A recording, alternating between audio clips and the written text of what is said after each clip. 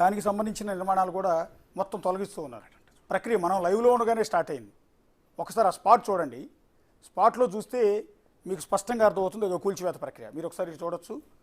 ఇదంతా కూడా ప్రస్తుతం మనం చూస్తున్న దృశ్యాలు నాగార్జున ఎన్కన్వెన్షన్ కాదు, ఎన్కన్వెన్షన్ ఆనుకుని ఉన్న మిగిలిన నిర్మాణాల కూల్చివేత ప్రక్రియ కూడా స్టార్ట్ అయింది. సో ఎంటైర్ తమ్మిడికుంట చెరువు బతికి బట్టగడుతుందని, ఒకప్పుడు చూసిన తమ్మిడికుంట చెరువుని మళ్ళీ చూడగలమని అనుకుంటూ ఉన్నారా? ఖచ్చితంగా చూడగలుగుతాం. ఎందుకంటే రంగనాథ్ గారు ఇంతకుముందు అక్కినేని నాగార్జున గారు పట్టా ఉంది అన్నారు కదా. రంగనాథ్ గారు వెళ్ళేసి నోటీసులు ఇచ్చినప్పుడు ఆయన వచ్చి ఫిర్యాదు చేసి ప్రభుత్వంకి ఇది పట్టా ఉందని చెప్పొచ్చు కదా. ఇలా పెట్టి ప్రజలని తప్పుదోవ పట్టించడమే అవుతుంది. తమ్మిడికుంట అనేది ఈరోజు అది ఒక సరస్సు. ఎందుకంటే పక్షులు జీవరాశులు ఉండే స్థలాన్ని ఈరోజు కానామెట్టు, మాదాపూరు, కొత్తగూడ వీళ్ళందరూ సాగు చేసుకొని పంట పండించుకునే ఈ ప్రదేశాన్ని ఈరోజు అక్రమంగా అసలు మేమంటున్నాం ప్రజలుగా ఆయన మీద క్రిమినల్ కేసు పెట్టాలి. మేము ఖచ్చితంగా చెప్తున్నాం. ఎందుకంటే 10 సంవత్సరాలుగా మేము పోరాటం చేస్తున్నాం. జనం సాక్షిగా, కమ్యూనిస్టు పార్టీగా, సిపిఎం పార్టీగా సహచరులతో కలిసి మేము పోరాటం చేస్తే నిజంగా మమ్మల్ని ఒక హీనులుగా చూసారు మంచి వాళ్ళు. కానీ ఈరోజు మేము గర్వంగా చెప్తున్నాం, న్యాయం ఎప్పుడైనా గెలుస్తుంది, చట్టం ఎప్పుడైనా పనిచేస్తుంది అని చెప్పేసి ఈరోజు రంగనాథ్ గారు రంగంలో దిగితే ఎలా ఉంటుందో చూపించడం ఈరోజు మాకు చాలా సంతోషకరమైన విషయం. నాగార్జున గారు ఒకటే గుర్తుపెట్టుకోండి, మీ భార్య గారు ఒక బ్లూ క్రాస్ సొసైటీని చేస్తున్నప్పుడు నదిలో ఉన్నటువంటి జీవరాశులను చంపే అర్హత మీకు ఎక్కడిచ్చిందండి? చేపలు, ఈరోజు పశుపక్షాదులు, లోపల ఉండే చేపలు, నత్తలు ఇలాంటి జీవరాశులను హరించేసి ఈరోజు జీవవైవిధ్యం జరిగినటువంటి హైటెక్ సిటీలో జీవవైవిధ్య సదస్సు, ఎన్నో దేశాల నుంచి వచ్చిన జీవ సదస్సు జరిగినప్పుడు ఇలాంటి చెరువును కాపాడడం రంగనాథ్ గారికి మేము అప్రిషియేట్ చేస్తున్నాం. ప్రభుత్వానికి మీరు స్వాగతిస్తున్నాం కమ్యూనిస్ట్ పార్టీగా.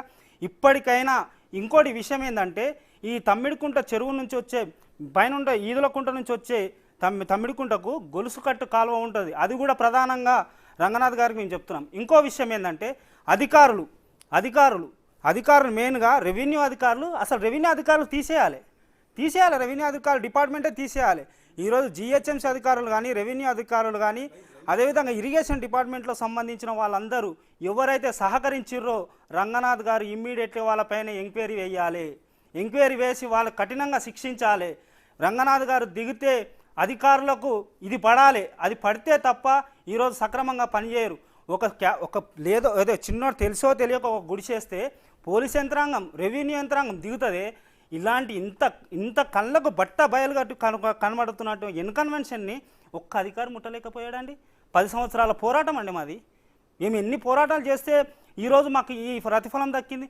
జనం కోసం కసిరెడ్డి భాస్కర్ రెడ్డి గారు మేము వెళ్తే మమ్మల్ని ఈగలాగా చూశారండి అధికారులు. కానీ అబ్బా వీళ్ళకేం పని లేదు కమ్యూనిస్టులకి, జనం కోసం కసిరెడ్డి భాస్కర్ రెడ్డి ఇలా చిన్న చూపు చూసిన వాళ్ళకు ఎప్పటికైనా న్యాయం గెలుస్తుంది. చట్టంలో ఎవరైనా ఎంత తోడైనా శిక్ష పడాల్సిందే. క్రిమినల్ కేసు పెట్టాలని మేము డిమాండ్ చేస్తున్నాం. ఇప్పటిదాకా ఏదైతే బిజినెస్ చేసిండో దాన్ని కూడా ప్రభుత్వం రాబట్టాలని చెప్పేసి మేము ప్రధానంగా సిపిఎం పార్టీగా డిమాండ్ చేస్తూ ఉన్నాం. సరే, నాగార్జున ఆయన వివరణ ఆయన ఇచ్చుకుంటాడు. సరే, నాదంతా కరెక్టేని అంటాడు. ఓకే, ఆయన సినిమా హీరో కాబట్టి ఎవరో స్క్రిప్ట్ ఇస్తారు, డైరెక్ట్గా ఏదో ఒక రచయిత స్క్రిప్ట్ ఇస్తాడు, ఆ స్క్రిప్ట్ని యాస్టీజ్గా పోస్ట్ చేస్తాడులే. కానీ సరే, ఇదంతా వదిలేద్దాం. నేనేది నాగార్జున కన్వెన్షనే కాకుండా దాని పక్కన ఆక్రమించిన మిగిలిన కట్టడాలు కూల్చివేత ప్రక్రియ సాగుతుంది. ఒకసారి మీరు లైవ్లో చూడండి. ఇదొక మంచి స్టెప్ అండి. మనం లైవ్లో ఉండగానే జరుగుతోంది. కేవలం నాగార్జున కన్వెన్షన్ మాత్రమే కూల్చి వెళ్ళిపోతారేమో అనుకున్నాం. ఎంటైర్ చెరువును కాపాడే ప్రయత్నం చేస్తున్నారు. సో ఇప్పుడు వీళ్ళు కూడా అంటారేమో మాది పట్టా భూమి, మాది అన్యాయంగా కూల్చుతున్నారు అని. సో ఈ కూల్చివేతలు చూస్తుంటే ఏమనిపిస్తుంది మీ కృష్ణ గారు? అశోక్ గారు, ఆ షెడ్డు వెనుకున్న దాగున్న ఆంతర్యం ఏంటిది తెలుసా అండి? ఈరోజు చుట్టుపక్కల ఉన్నటువంటి ఐటీ కారిడార్లు, హాస్టల్స్, హోటల్స్ వీటన్నిటికీ నీటి సరఫరా చేయడం కోసం అక్రంగా బోర్లు వేసి నీళ్లు నింపుకొని బిజినెస్ చేస్తున్న వాళ్ళ బాగోతాలు ఇప్పుడు బట్టబయలవుతున్నాయి. అవి వెనుక షెడ్లు అనుకుంటున్నారండి? వెనుకని నీటిని బోర్లు వేసి కోట్ల రూపాయలు దండుకునే యంత్రాంగం ఉందండి. దాని రేకుల వెనుక ఉన్న ఆంతర్యం. ఆ రోడ్డు చూసారా మీరు? ఇంతకుముందు తమ్మిడికుంట నుంచి ఎన్కన్వెన్షన్ ఒక రోడ్డు ఉందా? ఆ రోడ్డు ఏందండి వెహికల్ వెళ్ళడానికి. మేము కసిరెడ్డి భాస్కర్ రెడ్డి గారు లైవ్లో బోర్లు వేస్తే ఇది బోరు, దీనిపైన చర్య తీసుకోండి అంటే ఒక్క అధికారి వచ్చి చూసిన పాపాన లేదండి. ఇది కూడా పెద్ద ఒక కోట్ల దంద జరిగింది ఇన్ని సంవత్సరాలుగా. అది కదా వాటర్ ట్యాంకులు కనపడుతున్నాయి. ఇది అక్కడ బోర్లు వేసి అంటే ఆల్రెడీ చెరువు ఉంది కాబట్టి గ్రౌండ్ వాటర్ బాగుంటుంది. గ్రౌండ్ వాటర్ బాగుంటుంది. ఇక్కడ 24 అవర్స్ మనకు ఎండాకాలం వస్తే ఇక్కడ చుట్టుపక్కల ఎక్కడ వాటర్ ఉండదండి. ఐటీ క్యారిడార్లో కానీ హాస్టల్లో కానీ ఈ నీటిని కోట్ల రూపాయలు దండుకొని పెద్ద పెద్ద వాళ్ళు కోట్ల రూపాయలు దండుకోవడం కోసం ఇలాంటి ట్యాంకర్లు నింపుకొని దందాలు చేస్తున్నారండి. ఇప్పుడు అక్కడికి అలాంటి మీరు చెప్పిన నీళ్ళ వ్యాపారం కావచ్చు, ఆ షెడ్లు వేయటం కావచ్చు, ఆక్రమించడం కావచ్చు, నేను లేకపోతే మీరు లేకపోతే చందు యాదవ్ గారు మనం చేయగలమా నిజంగా? పొలిటికల్ లీడర్ల సపోర్ట్ లేకుండా చేయలేరు. అంటే దీని వెనక బ్యాక్గ్రౌండ్ రాజకీయ నాయకులు ఉంటుంటారు, ఖచ్చితంగా ఉంటారు, అధికారుల సపోర్ట్ ఉంటుంది కదా. ఖచ్చితంగా. మేమనేది ఏంటంటే ఆ అధికారులు తొత్తుగా ఇప్పుడు ఎవడైతే కుక్కలకు బిస్కెట్ వేస్తే కుక్క విశ్వాసం చూపిస్తుంది అన్నట్టు అధికారులకు ఏదైనా లాబింగ్ చేసిన తర్వాత అధికారులు ఎందుకు వస్తారండి?